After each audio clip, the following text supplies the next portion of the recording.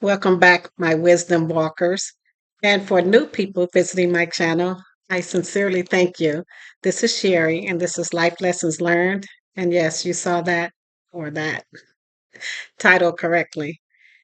Through the family dynamics that occurred after my mother passed away, um, some family members took it upon themselves to change some of those plans and not let me and one other sibling know about it. So let's get some real talk for this real channel for wisdom walkers, okay? I don't know why I put that in quote. We are real wisdom walkers. And it would be, well, let me say this for those of you who are um, somewhat of a certain age, you may remember a TV show called The Waltons. And that family was a family that was steeped in their faith and their love for one another. And they had a strong familial bond and unit. Okay. I, I used to, some of us used to wish that we were part of the Waltons family when they would say, "Good night, John Boy. Good night, Ma. Good night, Pa. Good night, John Boy. Good night, Chrissy. Good night, Ma." You get the gist.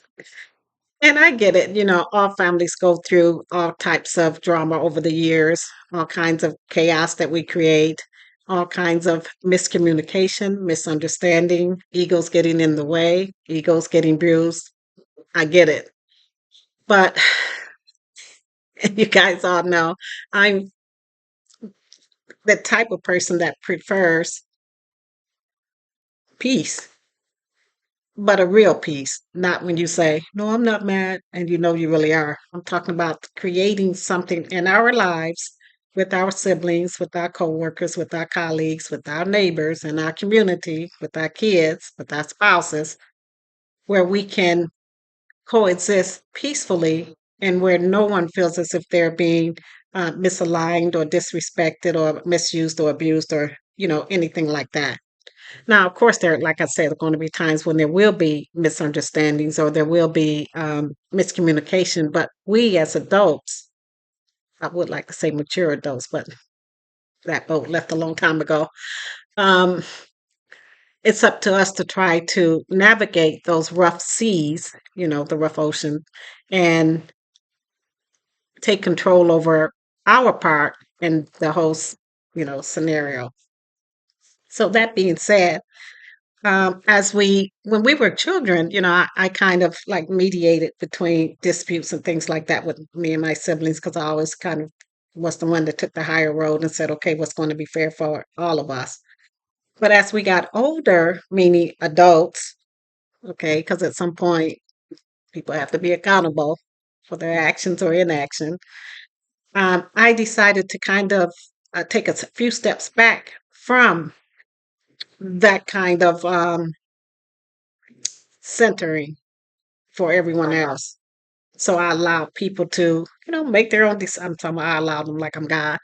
People were able to make their own decisions or indecision, make their own choices or decide not to choose, and whatever it is that they want to do with their lives, because it didn't have an impact on my life any longer. We were no longer under the same household, under the same roof, under the same rules and regulations. Everyone was kind of on their own and doing their thing and raising their own family. Well, I'm not going to actually go into the details that um, caused my mother to pass away because that's another thing altogether. But there were things that caused it that should not have happened. I'll just say that. I'm going to say that in this video. Maybe in another one, I'll go into detail, or I actually have it in my best of friends books, but it's, with one of the characters. So you don't really know it's me. But now I've said it. So now you know. But anyway, so I remember, well, any of you that watched my previous videos, you would know that I moved from the city of Detroit after I'd gotten a divorce, and me and my three girls moved to Lansing. So we were not far from Detroit, but we weren't in that environment. And it didn't have a lot to do with my family. I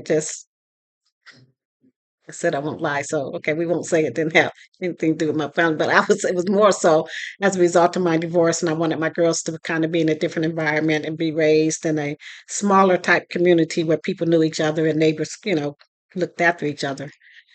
So that was my whole goal with that. So it didn't have, a lot to do with family dynamics because as I said, I let their dynamics be their dynamics. Okay. So anyway, I get the call that my mother had passed away. And interestingly enough, some of you guys know I'm an author, published author, and I had actually started um visiting my mother so that I can get her experience of growing up in Little Rock, Arkansas, back in the 30s and 40s and 50s, and just hearing what her and her siblings and her parents, how things worked with them. So I was having fun and recording this and everything because I wanted to, write about it. So I had just visited her like the week before, and this person, my mother, was healthy. She didn't have emphysema. She had stopped smoking. She had stopped drinking. She was healthy. She didn't have like high blood pressure. I said pressure. She didn't have high blood pressure. And she had had heart surgery, but that had been years before. So everything was really fine with her. And she and I were laughing and talking on the tape and everything, just having fun. Well, about a week after that, I get a call from one of my siblings saying my mother was dead. And I was like, the hell are you talking about? She's dead. I was just there, as if that means anything. But anyway, that meant that I would have to go, to Detroit. Like I said, it's about an hour away, so it's not like I got to get on a plane and do all that. But I was working at the time, so and I got the call kind of late at night, but I did have my m- manager's phone number, because I was an assistant manager to, the manager. So if there were an emergency or anything like that, I would be able to contact them. So I did call them and let them know that I would just gotten the news and that I wouldn't be in the next day because I was going to be going to Detroit that night, just to be there, I guess. But anyway, so he said, fine, let me know, just keep me abreast of what's going on and everything. And then he thought about it for a second and he said, would it be okay if I attended, the services? So I mean, I don't care. I mean, I shouldn't say I don't care, but I was like, oh, that's sweet. Okay. I said, I'll give you my mother's phone number because that way, you'll be able to get in touch with me and everything. Okay. You guys are going to say, what is this ever laughing at? Remember, this was before cell phones. So people had landlines. So you had a phone number that you would have someone call that they could get in touch with you if you're going to be at that place. So that's what I did. I gave him that information and we hung up and that kind of thing. So I got to Detroit and I was staying with one of my siblings. And she was explaining to me what had occurred and everything. And she was really upset. And I mean, of course, she would be upset. So all of that was well and fine. Well, during the course of, I'll say, making arrangements, a few of the siblings got into, some disagreements. Someone wanted this, someone else wanted that, someone wanted to pay this, someone else wanted to pay that. I'm like, let's just get this thing done. Whatever, guys, whatever you're talking about, it's not going to bring her back to life. So let's just do what we need to do. So, and of course, I didn't. You guys, I'm upfront and honest, but I wasn't like rude and mean and stupid. So I was just like, okay, you guys, let's not argue. Let's do this and let's meet halfway. And if you want this and you want that, why don't we meet in the middle? So, I'm back in the same role of let's just all get along. Can we all just get along? The answer is no. So, the sibling that I was staying with was the one that had gotten into this disagreement with the other siblings. And I was like, okay, Sherry, just keep your cool, stay out of it, let's get this done. Well, um, one thing led to another. And, we kind of agreed to disagree. I'm saying we, but remember, I was lieutenant, so I wasn't in it. Okay. So they kind of, had this exchange of words. Things were said that shouldn't have been said. Things were heard that shouldn't have been heard. What can you say? So that sister and I, once we departed and everything, we everyone's like going into their own corner so they can cool down, which is no big deal. I was like, geez, this is crazy. Well, we had all made arrangements for my mother's wake. You know, when you go in family hour and everyone meets and views the body, which I think is kind of macabre. But anyway, it's like, wow, we viewing a body. It's- I'm not in a Stephen King movie, am I? Or a doggone Vincent Price movie. But anyway, that's just me. So for those who want to do that, I was like, that's fine. I get it. So we were planning on going to the wake, and meeting and greeting the people that were, coming in to pay their respects to my mom. Well, we had a place all set up and a time and all of that, and no big deal. And then the day of the wake came, and this sibling that I was staying with, she and I were the ones that were together mostly. We, got ready to go because it was like, okay, it's going to be time. Let's get the hell out of here. So we get there, and we had we had a card like a business card of where the wake would be at and everything, and the time and the family hour and all of that. And as we are getting into the parking lot, and our sister was the one driving, so I'm a passenger in her car. Okay, so I'm able to kind of scope the landscape. That's should I say?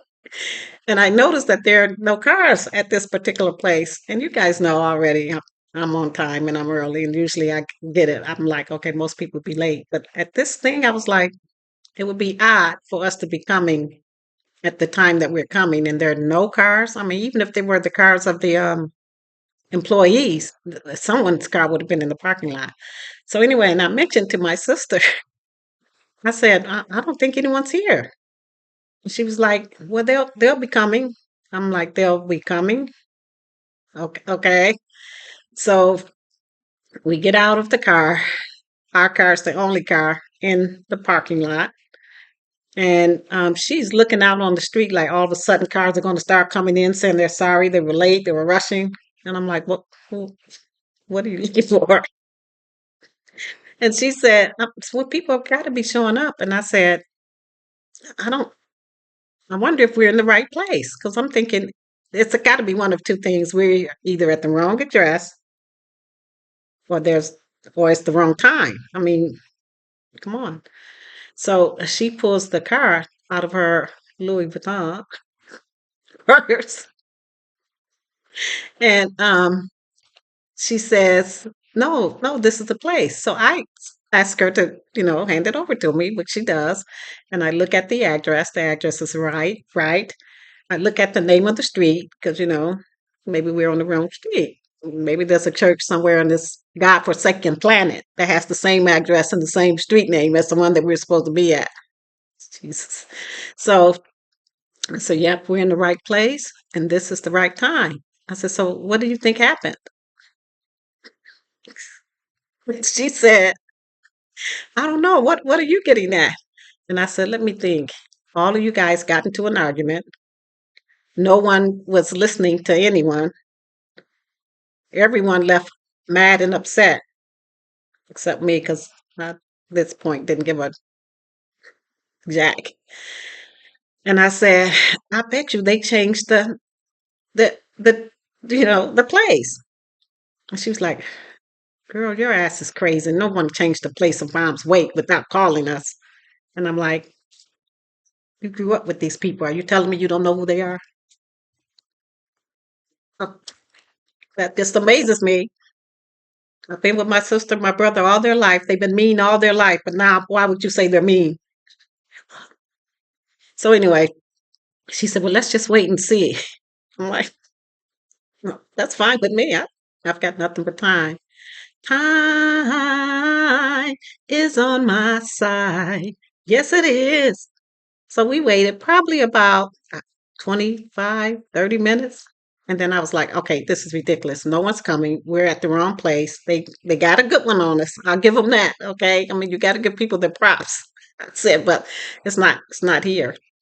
So since we didn't know where it was, of course we called to my mother's house again. landline phone, so we had to wait till we got to my sister's house to be able to call my mother's house. And no one's picking up. No one answered. Well, it's because they're all at the wake. Hello. No one's home. So, but I was okay with it because, like I said, I was like, well, I didn't really want to go and view a body in a casket to begin with. So I'm okay with that. But my sister wasn't. She was livid, infuriated, mad, angry, take your pick. She was hot under the very collar. She was so hot under the collar, she made me hot under my collar, okay? But I was like, just leave it. Well, that's what I thought. Because I'm thinking, you got a few more days to be in the city and you'll be back in Lansing and back at work. All will be as it should be. But little did I know. Remember earlier when I said my supervisor asked if he can go to the wake? Just pay respect.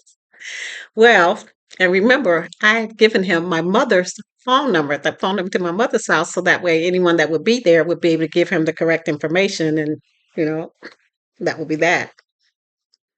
So I get a call from him at my sister's house, and I'm just going to say his real name because none of you guys know this guy. You don't even know where I worked at the time. So hello.